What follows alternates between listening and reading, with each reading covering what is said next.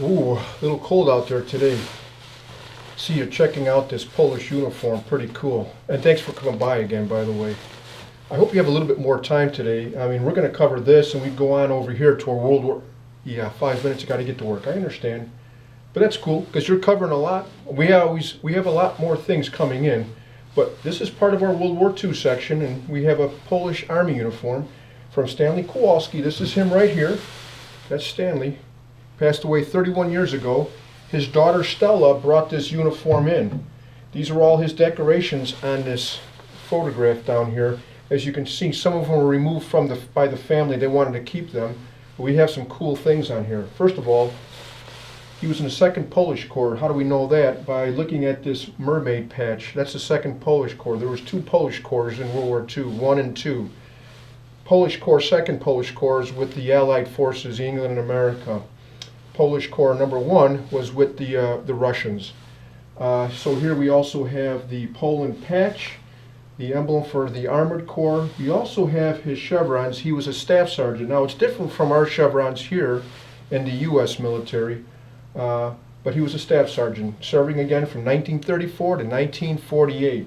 These are his decorations. 2 important ones on here. He has 2 Polish Purple Hearts.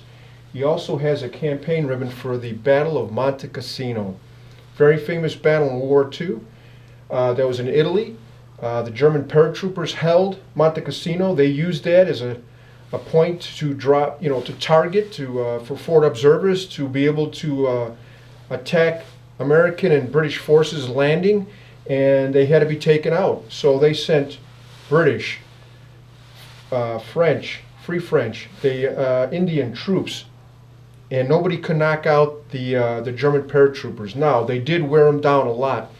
The final unit to be brought in that were fresh was the Poles, and they wound up taking that position and defeating the German paratroopers. But nothing to take away from the other countries. Those other soldiers from those other countries whittled them down pretty darn good, but those German paratroopers would not give up. So we have again, the Monte Cassino campaign ribbon. And yes, he was wounded twice during World War II.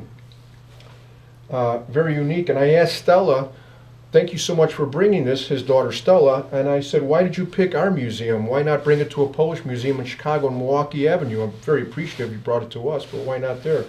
And she told me that they have over 100 of these uniforms in the museum, the Polish museum, and her father's uniform would be lost amongst the others. Here, we don't have a Polish uniform. Matter of fact, we are just starting to build up Allied force uniforms here, but we have no Polish. So this is our first one, and of course it stands out in our World War II section. So we're very honored to have it, and so grateful that Stella decided to donate it to our museum. So now, if I know you only have 5 minutes, but we can move on to the other part of World War II section. We got some cool things. Okay, I know you have to go to work. Okay. Well, anyways, thanks so much for coming by, and thanks for, now you have to usually make an appointment. How did you get in today? Oh, so you just drove by and saw my car outside and you came in. Well, thank you so much. But yeah, usually you need to have an appointment, and of course, it's free. You know that already. But hey, thanks again for coming by, and we'll see you next time. Take care now. Dress up warm. It's cold out there.